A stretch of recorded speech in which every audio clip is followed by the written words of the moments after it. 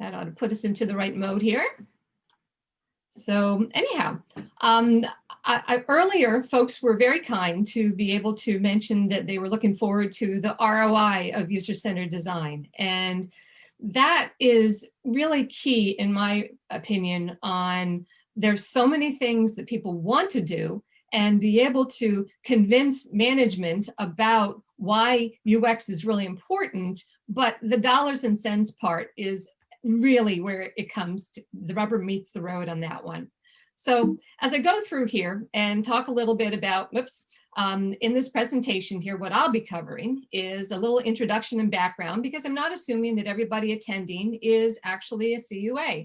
We've got some folks that maybe are just starting their UX journey. I'll give a little brief overview of your user-centered design, talk a little bit about where the ROI of investment of usability fits into all of this, give you a couple of specific ways to calculate the ROI of usability, and give you hopefully a little ideas on how to get started with demonstrating the ROI of user-centered design. So with that being said, Noah, you did say correctly that I am the principal UX researcher at Elsevier for the nursing and health education. And Elsevier, you may know from some of their books, the Gray's Anatomy and journals that they do, Science Direct, Scopus. They are a $3 billion revenue organization over in 180 countries. We're actually what we like to say now, a global information and analytics business. And I get the pleasure of working in the nursing and health education area.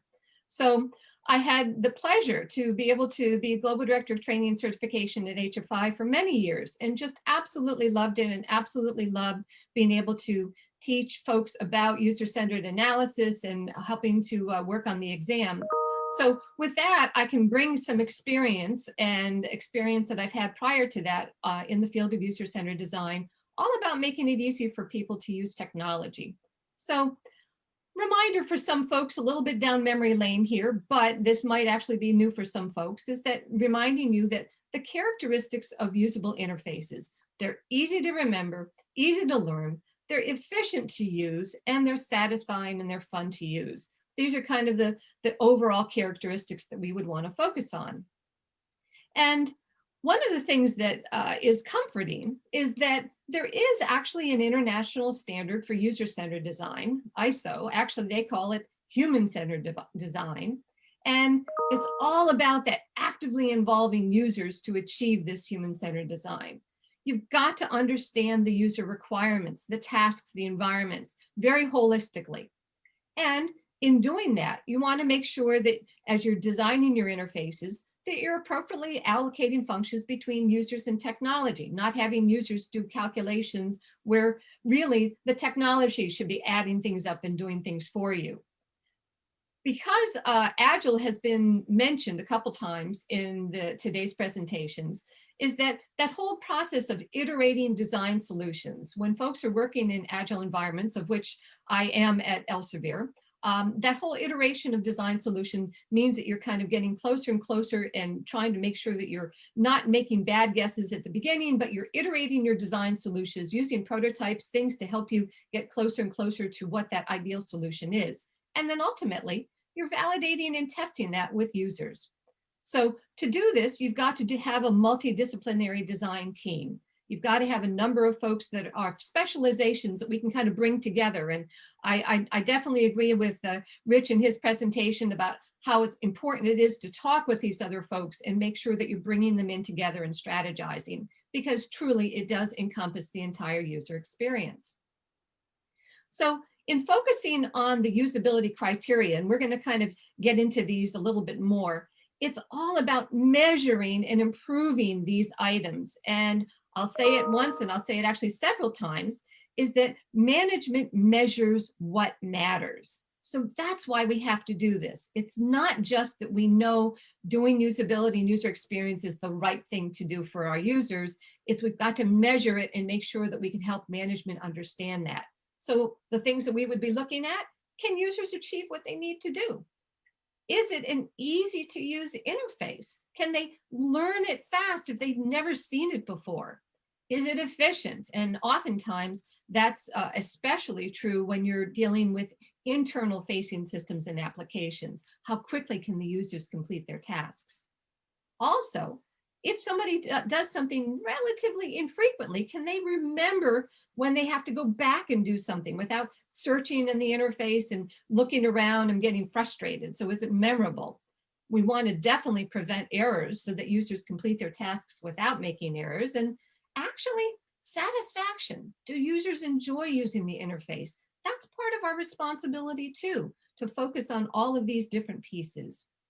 So one of the things that I did was I went back and I looked at the Watermark Consulting, who has done this series of studies. This is now the 11-year stock performance of customer experience leaders versus laggards. And over this time, we've seen it, they had a 3-year, a 5-year, a 7-year, now it's 11 years.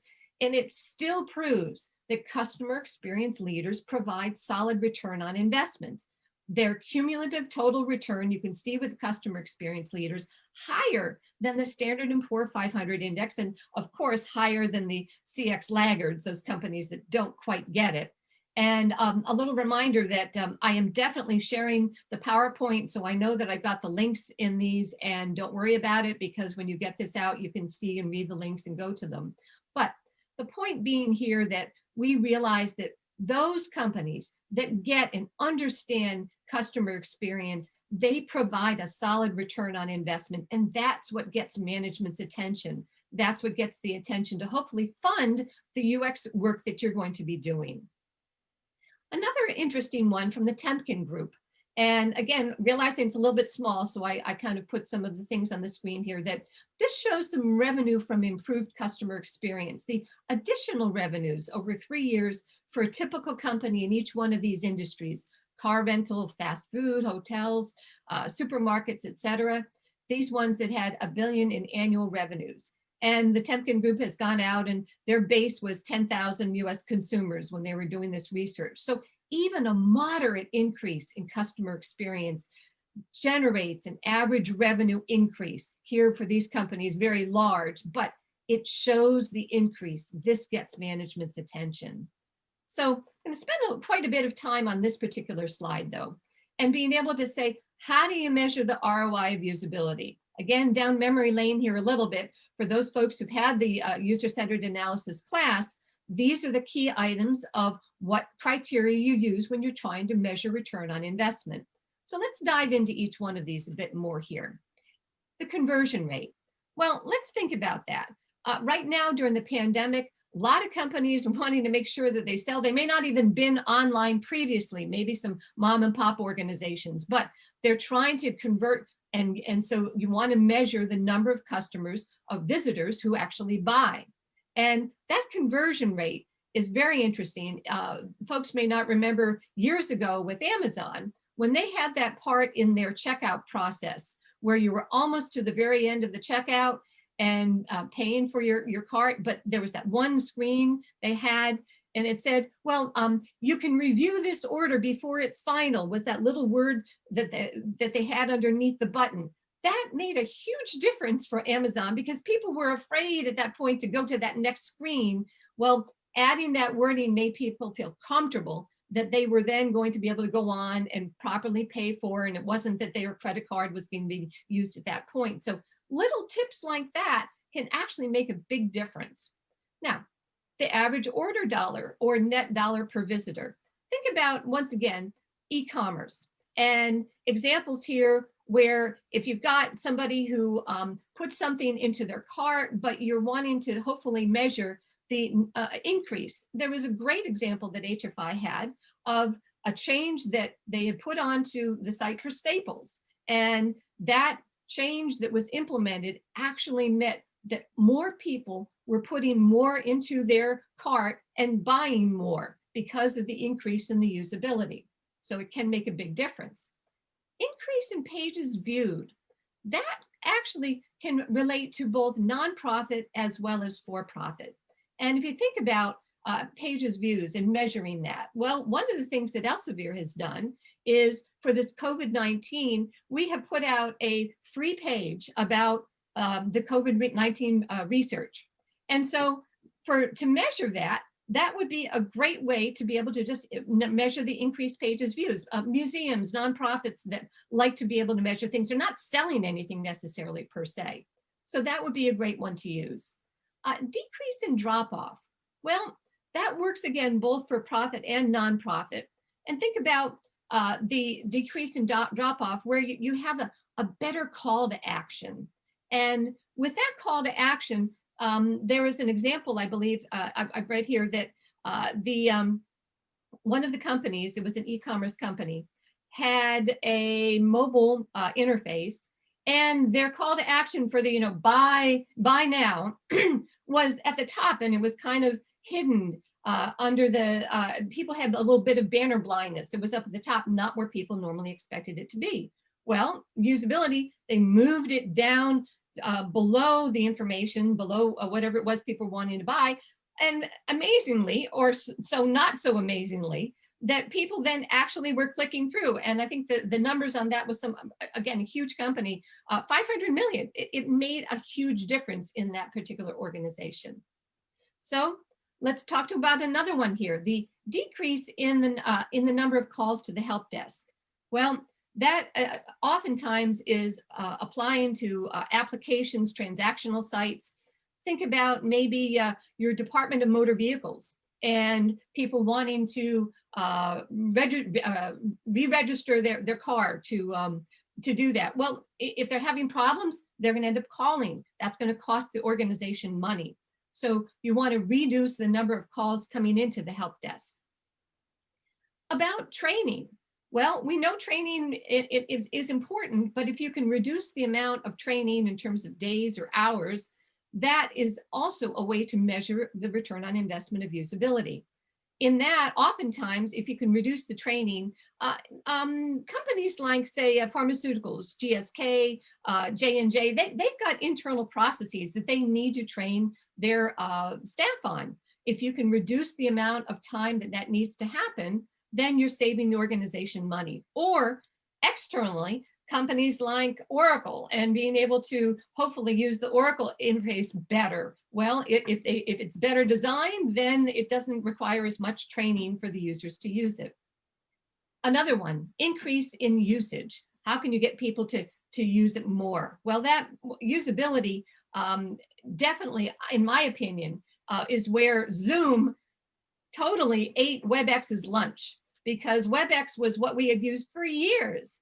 And when we found that Zoom was so much better, so much more usable, the world is using Zoom now, and all the students are being taught on Zoom, etc. So definitely increasing the number in usage because it was a much more usable interface and simple. How about saving users time?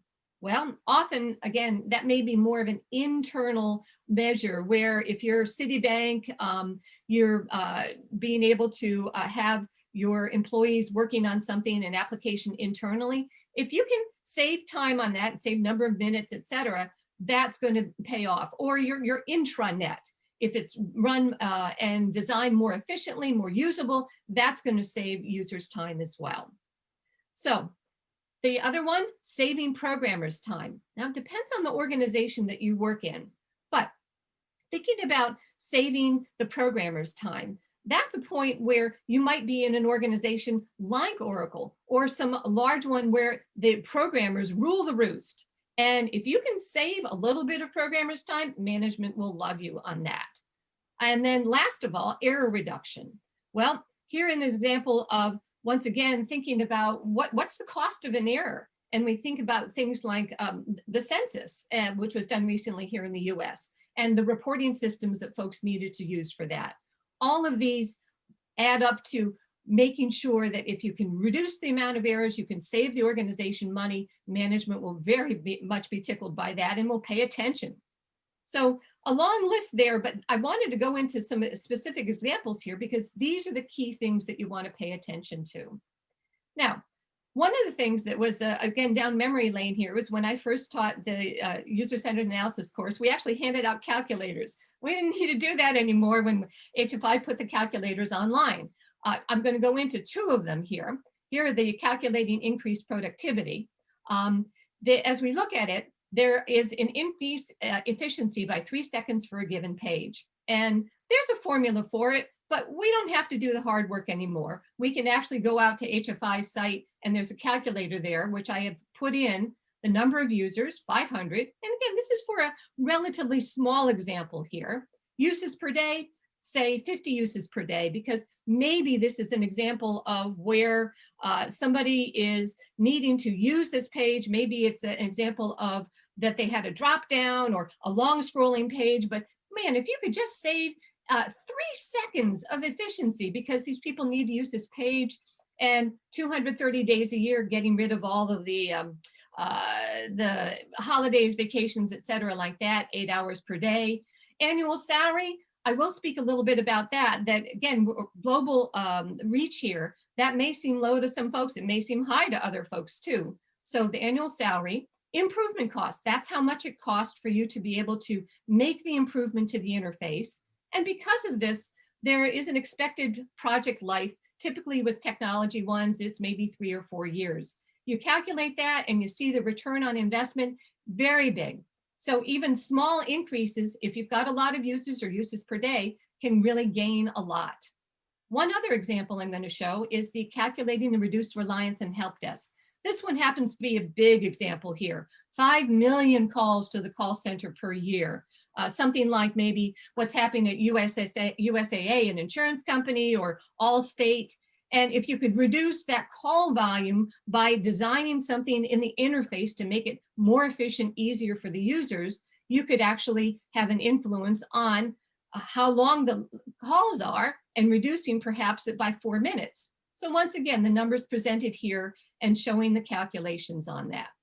So one of the things that I wanted to, again, just a couple more slides here, but mention that customer leaders benefit from doing all these things the right way, because people tend to buy more from the company. If you've made a mistake, then they might be more willing to forgive the company making a mistake, and engendering that trust. And you'll keep that trust with your users. And for those organizations that depend on the NPS, the Net Promoter Scores, well, it may not be the best measure, but a lot of organizations do depend on it. Customer experience leaders score 20% points higher on NPS than the CX laggards. Once again, Temkin on that one. So I encourage you, there's a small video that out on HFI's site that I did, just a 2-minute video outlining the important points about ROI. And I'll direct you to another one that still is perennial, and that is Susan Weinshank's ROI of User Experience video. 6-minute video, easy to understand example about return on investment.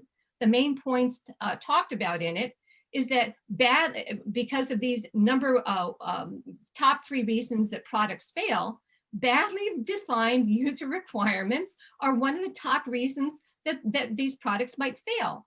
Or communication, we've heard that from Rich again about the communication issue, and the stakeholder politics. And I know Sarah and Lisa had spoken earlier about how important it is to get on with the strategy, and politics can certainly result if the stakeholders have different visions on where you want to be and where you want to go. So that's a real good one, and also good to show your stakeholders if you're looking to try to get more people to be willing to understand this ROI of user experience. So because of the information that was on that one, I went back out to IEEE, which is the Institute of Electrical and Electronic Engineers. Studies have shown that software specialists spend about 40 to 50% of their time on avoidable rework. All right, rather than what's called value-added work. That's the work that's done right the first time. So it's so important that we are able to do that. And when it's not done well, it costs the organization money. So one of the things that I suggest is that if there is a project that has been sort of a crash and burn project and problematic, you can politely and gently say, well, the last time we did it that way, this is what happened, and it cost us a lot of money. Let us do it this way, following our user-centered design process, and we can reduce the risk. That's what we want to do. So I encourage you to choose a measurement that will resonate in your organization. You've got to play with the numbers, play what ifs. And I can definitely sense, especially in teaching this, that oftentimes the students in the classes in user-centered analysis would be saying, well, geez, I have a hard time being able to get exact numbers. I don't know what the salary rate is for a particular person or somebody using the particular interface that you're designing. Well, you can make a best guess and then try to vet it with someone who does know it. You don't have to worry about getting exact numbers at the very beginning. Check with your colleagues, check with management, because you don't want to be obsessive about making the numbers super accurate. Management deals with uncertainty all the time, especially during this pandemic. There's a lot of uncertainty out there. So you've just got to feel brave enough. And I admit, I am not a math person, but using the calculators is so easy. And you can then start creating what if scenarios. What if we did this? What if we were able to reduce the amount of training? Or what if we were able to decrease the drop off? And my personal recommendation is choose conservative numbers about what you think you can save the organization. Because then when you do present it to management, you're much more believable, that you'll find that your colleagues and your management will be willing to say, well, yeah, reducing it by 5% or 2% or 7%, much more believable than walking in and saying, well, I can reduce this by 25 or 50%. Well, maybe you can, but it's so much of a leap oftentimes for management to believe that. Even if you've done the calculations, start small and choose a measurement that will resonate with your organization. You know, if your organization values the increase in page numbers viewed, if that's really what's real important. You know, if your organization has a help desk, and boy, if you could reduce numbers of calls to the help desk, that would be great. Just get a sense, put your finger on the pulse of what might be the thing that will resonate in your organization, because that's how I find you can get a good start on calculating this and having an influence in the future for your organization. So with that, Noah, I'm pretty much at the end here of my presentation. I do have a link out to the HFI ROI calculators, but a little note here, as we have found out from the Back to the Future, that rule number 1, the doc would say, is never set the time machine for 2020. It's the BIF timeline. Well, this is the BIF timeline has come in here, and there's been a hiccup on some of the calculators for the moment here. So I did put another link in there in case they're not working at the moment here. So anyhow, Noah, back to you, I think, in terms of being able to get a chance to listen to some of the questions that might be asked here. Yeah, we should have time for just a little Q&A. Sure. And so, guys, you want to take a look at the Q&A box if you haven't yet, and upvote questions that jump out at you. There is one that has 3 upvotes already, so I'll read that one. Mary, can you tell us something more about the ROI of usability in a business-to-business environment, B2B environment, where usability improvements won't lead to more sales in an obvious way? Right. Well, even in business to business, it's not necessarily sales. Then you might want to concentrate on basically an internal type of calculation. So if you can save the programmer's time, that would resonate very, very highly. So yeah, just think a bit again about how the organization is structured and what's going to matter to the organization. So that might be a good one. What else? That's great. Next up, how would you change how to measure the ROI of usability for local government? Maybe we focus more on maintaining or increasing trust as opposed to conversion or sales?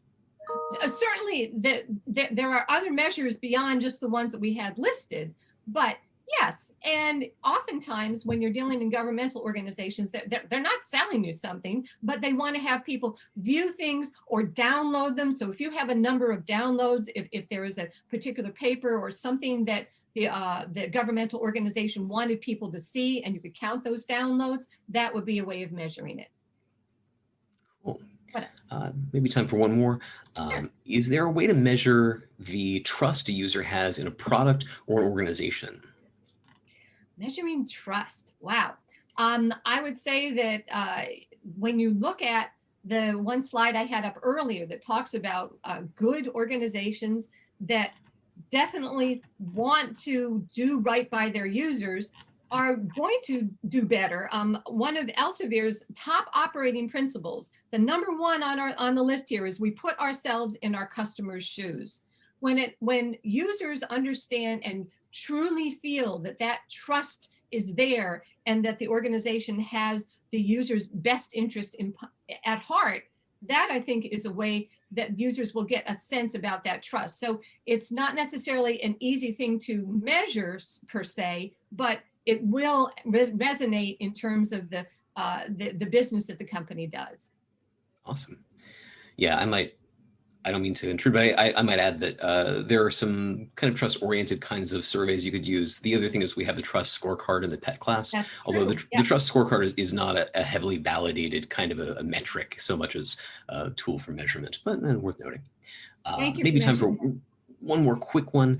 Mary, how would you measure the reduction in training if your company doesn't provide training, or is that the suggestion?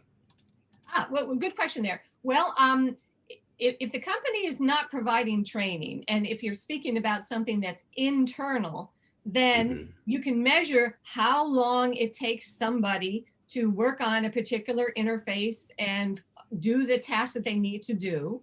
And then if you can perhaps do a prototype, again, not building out a whole thing, but just building a prototype to be able to then time or measure number of clicks, etc., the improvements, then you can take that to your management and say, look, we've just tried this out very small. We've been able to make an improvement on it. And then hopefully they'll fund the true full project to be able to implement that. That might